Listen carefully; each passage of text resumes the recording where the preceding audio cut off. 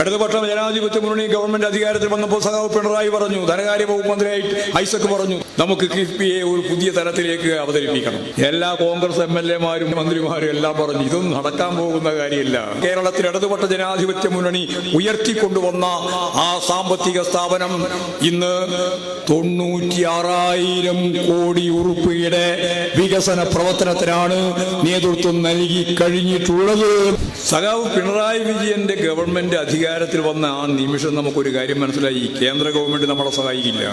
അതിവേഗം വേണ്ട ഒരു അർദ്ധവേഗം റെയിലില്ല, നമുക്ക് എയിംസ് ഇല്ല, നമുക്ക് ആയുർവേദ ഗവേഷണമില്ല, നമുക്ക് വിദ്യാഭ്യാസ മേഖലയിൽ ഒന്നും തന്നെ തരാൻ തയ്യാറില്ല. വികസനവുമായി ബന്ധപ്പെട്ട ഒരു കാര്യത്തിലും നമ്മുടെ പേരേയില്ല. ഇന്നേ വരെയുള്ള എല്ലാ ബഡ്ജറ്റുകളും കഴിഞ്ഞ 10 ബഡ്ജറ്റുകളും നമുക്കെതിരായിരുന്നു.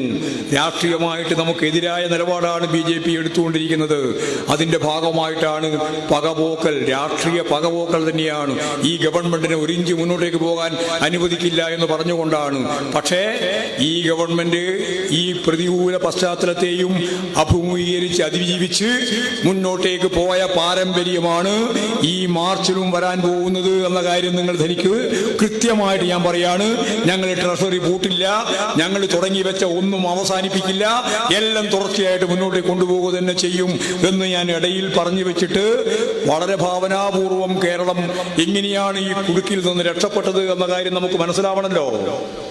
വെറുതെയല്ല, കൃത്യമായ ആസൂത്രിതമായ നിലപാടിന്റെ ഭാഗമായിട്ടാണ്.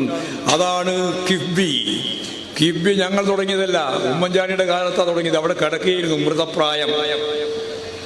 ഇടതുപക്ഷ ജനാധിപത്യ മുന്നണി ഗവൺമെന്റ് അധികാരത്തിൽ വന്നപ്പോൾ സഖാവ് പിണറായി പറഞ്ഞു, ധനകാര്യ വകുപ്പ് മന്ത്രിയായി ഐസക് പറഞ്ഞു, തോമസ് ഐസക്, നമുക്ക് കിഫ്ബിയെ ഒരു പുതിയ തലത്തിലേക്ക് അവതരിപ്പിക്കണം.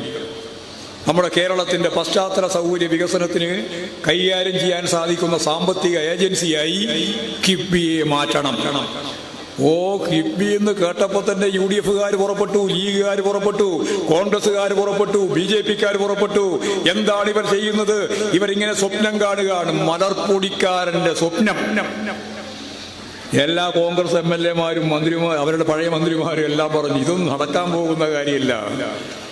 ഞാൻ ഇന്നിവിടെ നിങ്ങളെ അഭിസംബോധന ചെയ്യുമ്പോൾ അഭിമാനത്തോടെ ഞാൻ ഒരു കാര്യം പറയുന്നു, ഈ കേരളത്തിന്റെ ഓരോ വളർച്ചയിലും, ഓരോ ഇഞ്ച് വളർച്ചയിലും, പശ്ചാത്തല സൗകര്യ വികസനത്തിൽ കിഫ്ബി എന്ന് പറയുന്ന ഭാവനാപൂർവം കേരളത്തിൽ ഇടതുപക്ഷ ജനാധിപത്യ മുന്നണി ഉയർത്തിക്കൊണ്ടുവന്ന ആ സാമ്പത്തിക സ്ഥാപനം ഇന്ന് 96,000 കോടി ഉറുപ്പിയുടെ വികസന പ്രവർത്തനത്തിനാണ് നേതൃത്വം നൽകി കഴിഞ്ഞിട്ടുള്ളത് എന്ന് പറയുമ്പോഴാണ് കിഫ്ബിയുടെ പ്രത്യേകത നിങ്ങൾക്ക് മനസ്സിലാകുക. എത്ര? 96,000 കോടി.